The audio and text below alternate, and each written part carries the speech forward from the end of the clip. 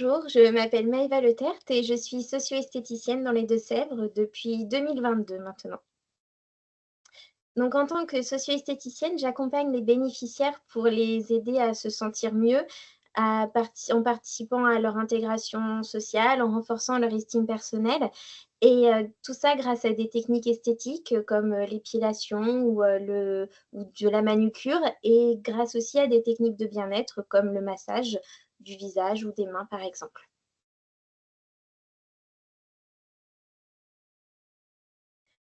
Pour moi, l'autonomie, c'est avant tout de pouvoir, faire encore ses choix. Dans ma pratique, ça va passer par, choisir les prestations dont on a envie, dont on a besoin, choisir aussi même parfois la couleur d'un rouge à lèvres ou d'un vernis à ongles. Ça va être aussi de pouvoir, choisir de faire venir quelqu'un à son domicile ou dans une structure. C'est pour ça que je me déplace, je me déplace. J'ai aussi un cabinet, accessible PMR et tout ça pour pouvoir, vraiment faire proposer à la personne de faire ses propres choix. Donc déjà mon parcours, alors, j'ai commencé par des études dans l'administration sociale. Arrivée à l'âge adulte, j'ai voulu, devenir esthéticienne pour prendre soin de l'humain, mais dans un autre cadre, dans un cadre où la personne, elle a autant envie que besoin de venir me voir. Puis donc j'ai fait pour ça des études, d'esthétique. Et puis, l'épidémie est passée par là et j'ai voulu venir encore davantage aider les gens, avec, mes compétences d'esthéticienne qui sont nécessaires à la pratique de la socio-esthétique. Puis mais tout en ayant un diplôme qui m'a donné encore plus de compétences pour intervenir auprès des publics fragilisés. Alors, l'esthétique classique, nous intervenons auprès de toute personne qui a besoin d'une praticienne, donc qui pratique, des techniques comme l'épilation, comme le soin du visage. La socio-esthétique, ça va être un accompagnement supplémentaire grâce, à l'écoute, qui doit être constant et aussi grâce au toucher relationnel. On ne touche pas un corps, qui va être fragilisé de la même manière qu'on touche une personne qui vient en institut, pour par exemple, une épilation des sourcils.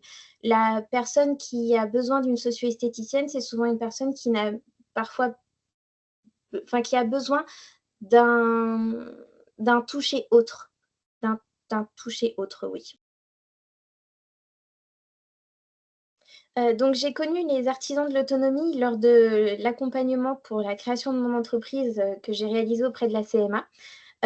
J'ai rejoint les artisans de l'autonomie car, il n'est vraiment pas évident de se créer un réseau professionnel lorsqu'on arrive dans une nouvelle région, et d'autant plus quand on pratique un métier qui est peu connu, heu, donc les artisans de l'autonomie, ça a été pour moi, enfin les rejoindre était pour moi évident puisque, c'était partager un réseau avec des professionnels qui avaient les mêmes valeurs que les miennes.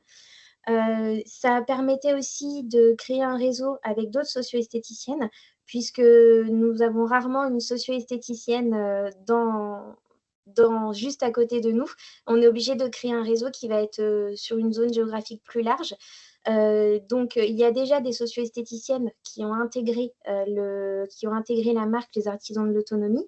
Donc ça m'a permis de connaître aussi d'autres professionnels, mais aussi, ça a été un bon moyen auprès d'associations de socio-esthéticiennes de parler de la marque, qui a bien plu en fait au niveau de ses valeurs, qui plaît bien en fait aux autres praticiennes que je pouvais connaître, d'ailleurs. Alors, la marque me permet en fait d'être visible auprès des particuliers, auprès des aidants familiaux, mais aussi auprès des professionnels qui accompagnent, de possibles bénéficiaires.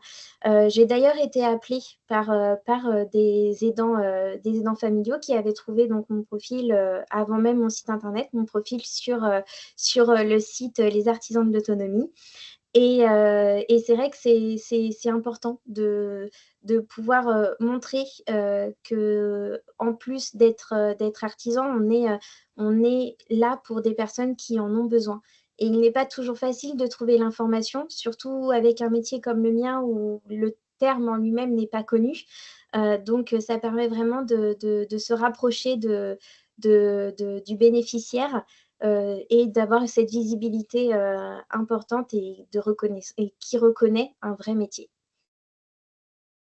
Si vous voulez en découvrir davantage sur mon métier et si vous partagez mes valeurs, retrouvez-moi sur le site lesartisansdelautonomie.fr.